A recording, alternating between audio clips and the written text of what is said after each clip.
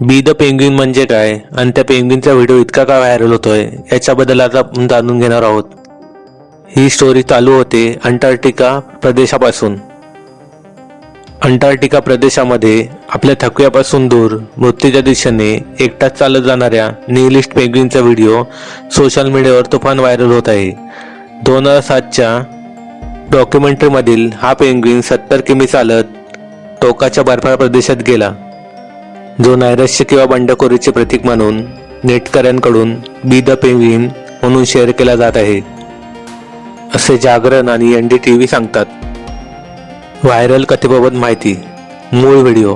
हा video Werner हॅर्झॉगच्या encounter at the end of the world 2007 या डॉक्युमेंटरीमधील आहे, ज्यामध्ये एक एडली पेंग्विन समूहापासून वेगळा होऊन चुकीच्या दिशेने समुद्राकडे न जाता पर्वत आणि बर्फाच्या दिशेने चालताना दिसतो.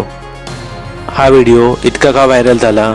लोक या पेंग्विनला त्याच्या आयुष्यातील एकटेपणा, नैराश्य किंवा टॉक्सिक वातावरणातून बाहेर पडण्याचे प्रतीक मानत आहेत, असे जागरण TV सांगते. काय घडले होते? तज्ज्ञांच्या मते तो पेंग्विन कदाचित दिशाहीन झाला होता किंवा नैराश्यातून आपला जीव धोक्यात घालत होता आणि शेवटी तो बर्फातच मृत्यू पावला, अशी माहिती जागरण आणि NDTV सांगतात. संशोधक डॉक्टर डेव्हिन हेनली यांनी नमूद केले की जरी मानवांनी हस्तक्षेप करून पेंग्विनला वसाहतीत परत आणले तरी ते लगेच मागे वळेल आणि आतील भागात एकटेच प्रवास करत राहील. परिणाम, त्या दिशेने अन्न किंवा पाणी नसल्याने पेंग्विन निश्चित मृत्यूकडे चालत होता.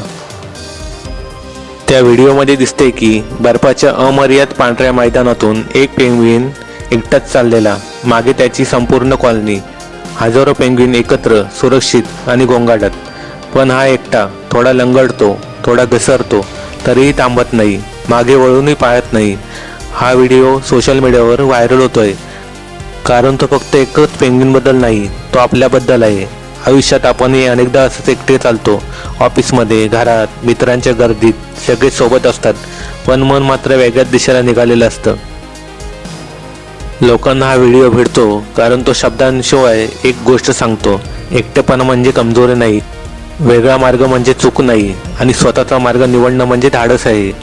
तो पेंग्विन अजूनही चालतोय कारण त्याला थांबायचं नाहीये आणि आपणही कधीतरी असंच चालायला हवं. कोणासाठी नाही, टाळ्यांसाठी नाही, फक्त स्वतःसाठी.